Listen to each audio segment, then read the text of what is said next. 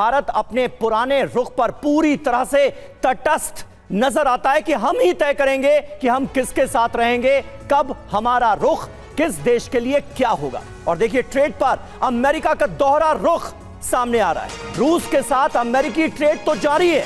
2024 में $5 बिलियन का ट्रेड हुआ है अमेरिका और रूस के बीच में। यानी जो अमेरिका आज भारत को रूस से व्यापार ना करने की नसीहत देता हुआ नजर आ रहा है, वो अमेरिका रूस के साथ खुद ट्रेड कैसे जारी रखता हुआ नजर आता है, ये आपको इस आंकड़े से समझ में आएगा। 2024 में $5 बिलियन का ट्रेड हुआ है।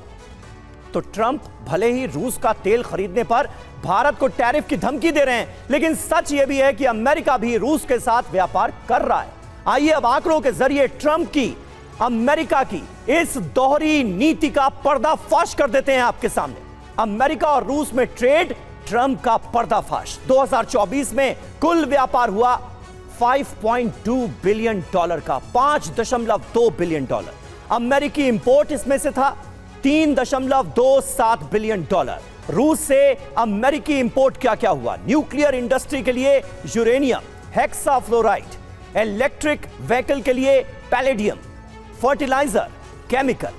तो ये वो अमेरिका है जो खुद रूस के साथ व्यापार कर रहा है, व्यापार को आगे बढ़ाता हुआ नजर आ रहा है। कितने बिलियन डॉलर का व्यापार हुआ, इसका पूरा लेखा जोखा हमने आपके सामने रख दिया। ये पर्दाफाश, मनीष, दरअसल क्या कहानी कह रहा है, और अमेरिका का ये दोहरा रुख पूरी दुनिया के सामने आ चुका है, इसमें कहीं कोई शक नहीं है। लेकिन उसके बावजूद भी बयान ऐसे मानो रूस के साथ तो हम कोई समझौता कर ही नहीं रहे हैं, कोई ट्रेड डील कर ही नहीं रहे हैं, कोई व्यापार कर ही नहीं रहे हैं, भारत ही पाबंदी लगा दे, जो अमेरिका कहे वो भारत मान ले बस। देखिए, यही असली अमेरिकन कैरेक्टर है और इसी कैरेक्टर के तहत वो दुनिया के तमाम कॉन्फ्लिक्ट में अपना धंधा करता है। अब बात यह है कि बाइडेन के समय में उनको कोई दिक्कत नहीं थी क्योंकि उनको यूरेनियम चाहिए था, और आज भी अमेरिका के जितने भी न्यूक्लियर पावर प्लांट हैं उन्हें बंद करना पड़ जाएगा अगर उन्होंने रूस से यूरेनियम नहीं खरीदा। तो जहां उनको जरूरत पड़ती है वहां पे वो व्यापार करते हैं। और अब चूंकि ट्रंप ने कहा था कि हम युद्ध रोक देंगे, युद्ध रोक नहीं पाए हैं, ऐसे में उन पर अमेरिकन दबाव है, तो वो ठीकरा वो भारत पर फोड़ना चाहते हैं।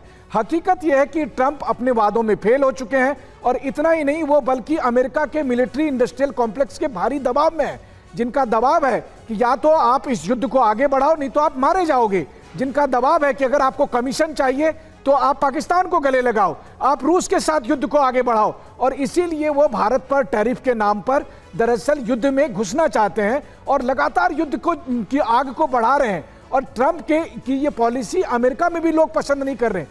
उनके भी जो कोर सपोर्टर हैं उनको ये लग रहा है कि आपने चुनाव तो जीता था युद्ध रोकने के नाम पर, और आप युद्ध को और अधिक भड़का रहे हो, और आपने हथियारों की नई रेस शुरू कर दी है।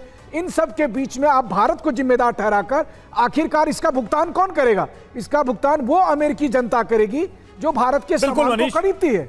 और देखिए, अमेरिका के अंदर से ही आलोचना की आवाज भी आने लगी है। भारत पर टैरिफ के लिए अमेरिकी सांसद भी ट्रंप को भड़काने में लगे हैं, और रिपब्लिकन नेता लिंडसे ग्राहम को वॉर एजेंट कहा जाता है, और भारत पर टैरिफ को लेकर उन्होंने ट्रंप की तारीफ भी की है। ट्रंप की टैरिफ धमकी पर यूएस सांसद का बयान सामने आया। यूएस सांसद लिंडसे ग्राहम ने ट्रंप की तारीफ की। यूक्रेन में रक्तपात रोकने के लिए आपकी सराहना, भारत को जंग मुनाफे की कीमत चुकाना अच्छी शुरुआत है।